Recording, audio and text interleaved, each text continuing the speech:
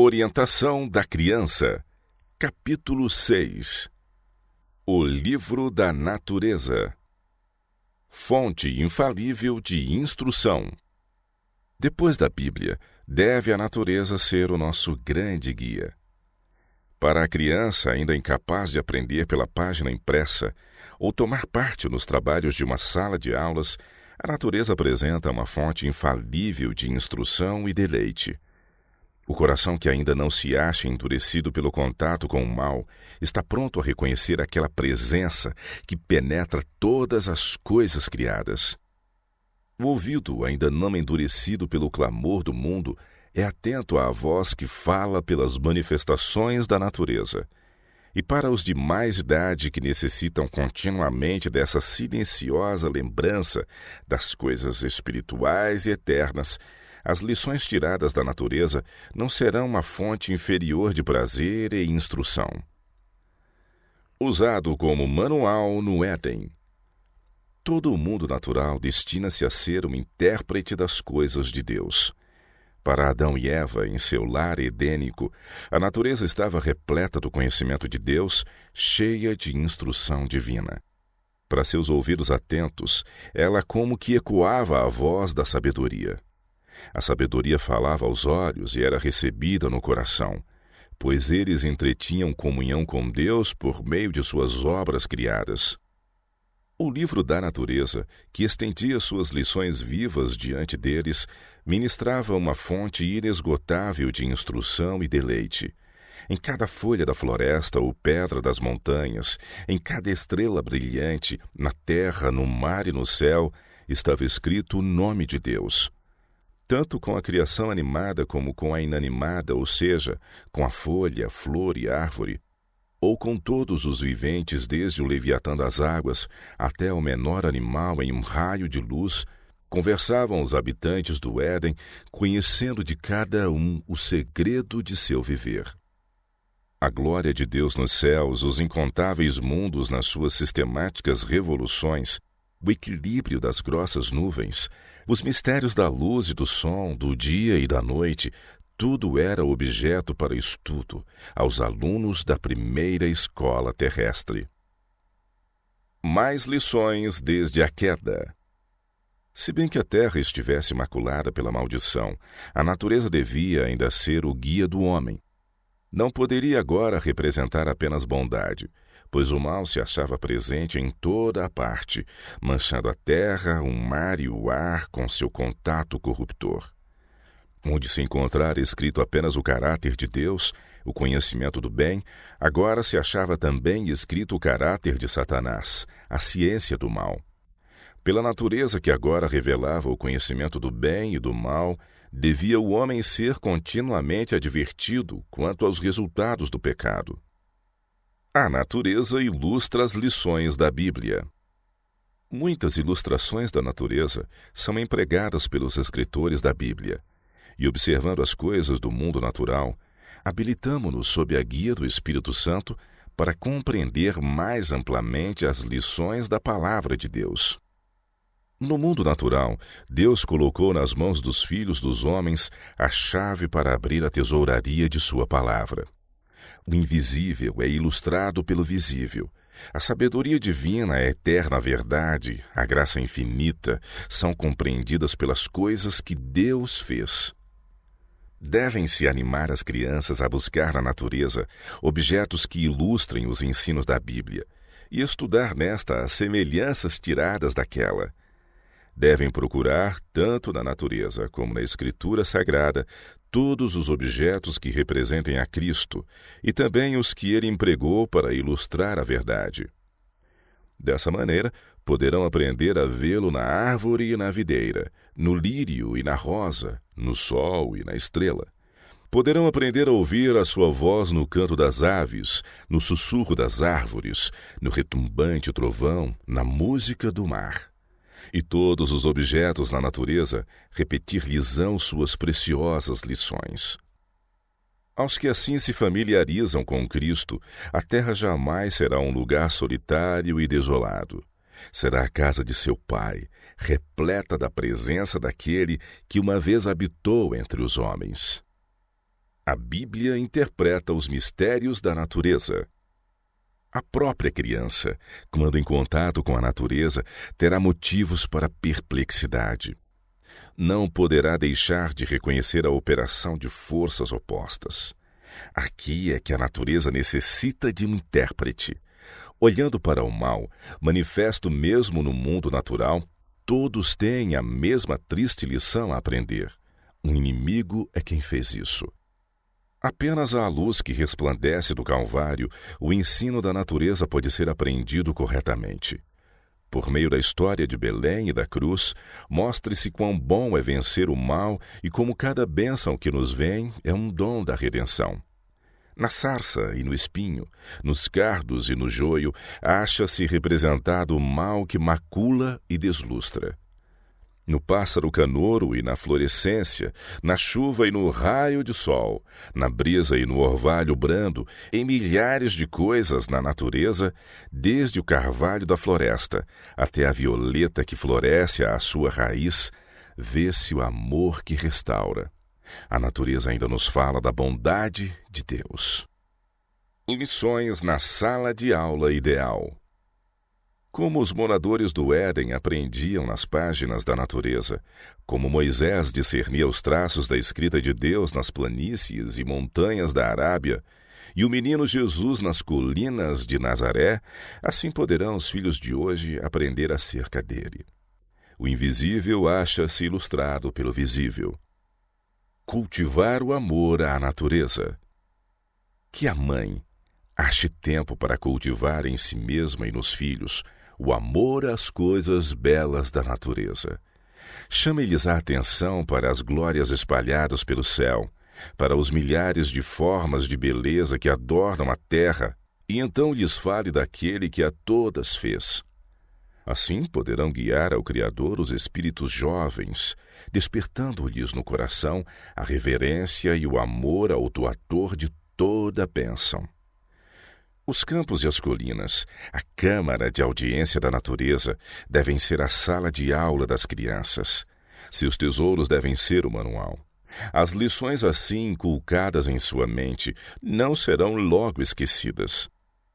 Os pais podem fazer muito para ligar os filhos a Deus, incentivando-lhes o amor às coisas da natureza que Ele lhes tem dado e a reconhecer a mão do doador em tudo o que recebem.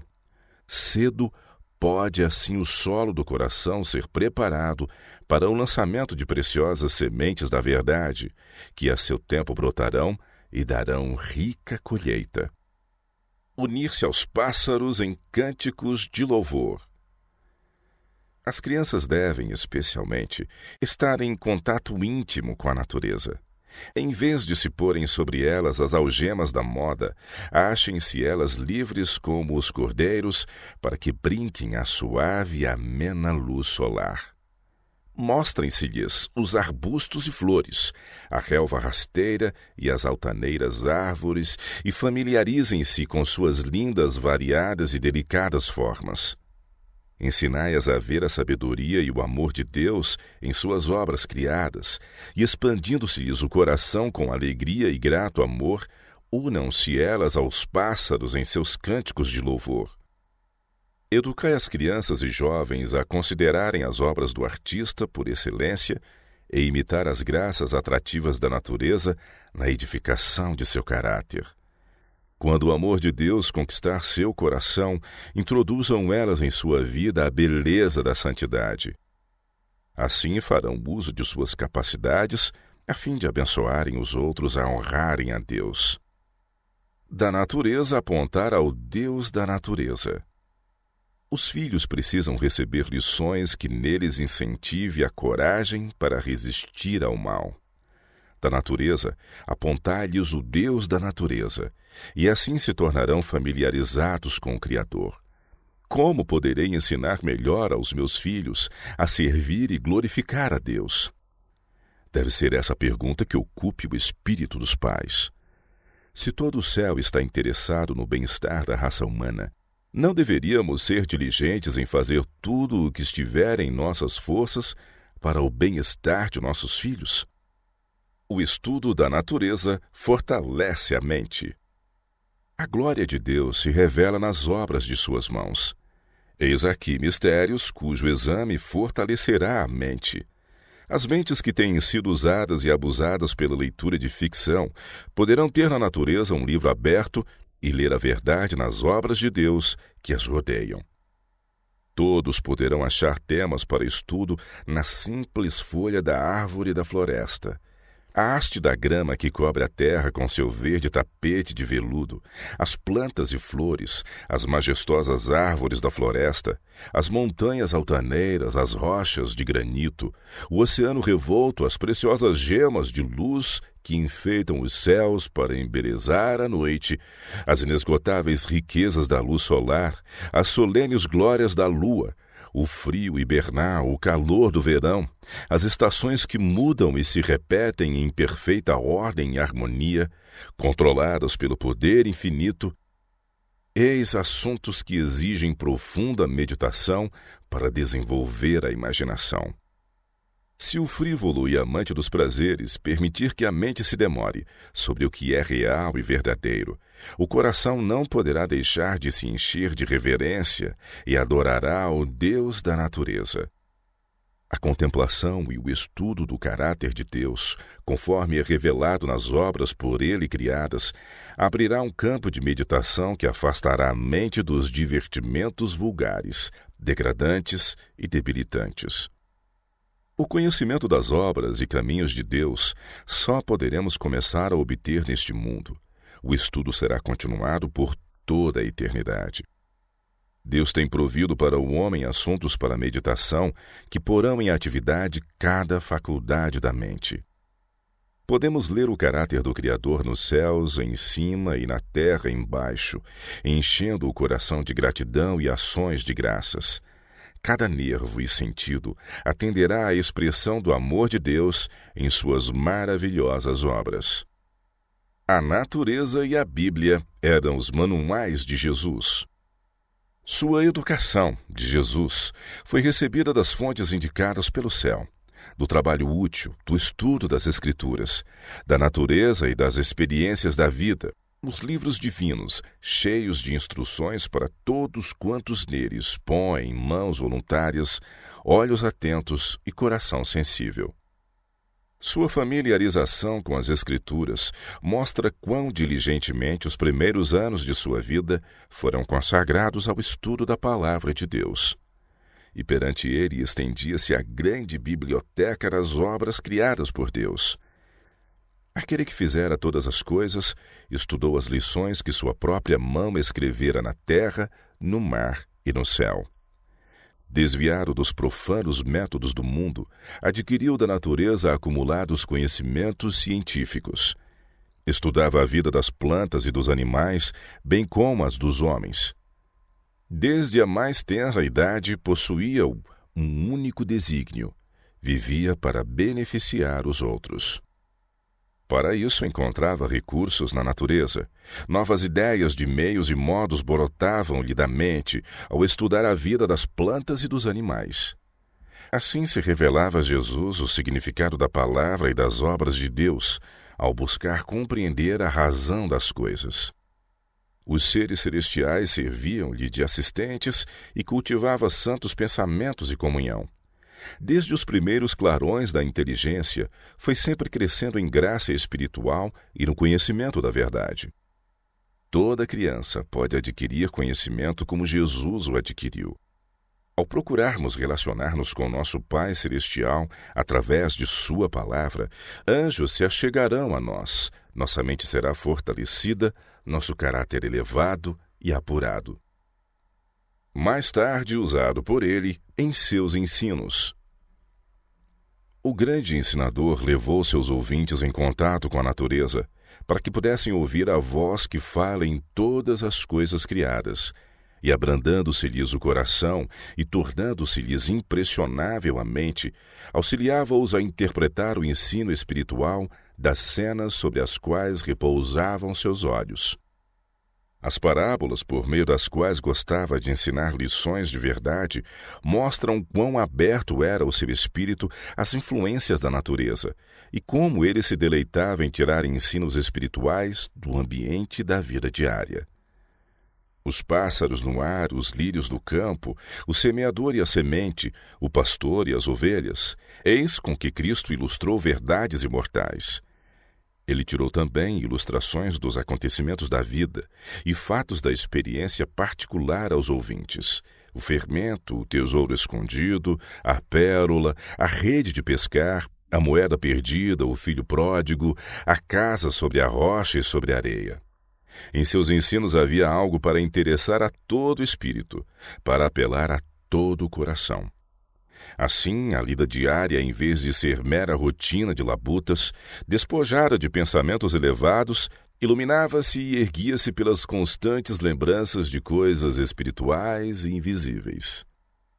Dessa maneira devemos ensinar, que aprendam as crianças a ver na natureza uma expressão do amor e da sabedoria de Deus, que o pensamento a respeito dele se entrelace com pássaros, flores e árvores, que todas as coisas visíveis que se tornem para elas os intérpretes do invisível e todos os acontecimentos da vida sejam os meios para o ensino divino.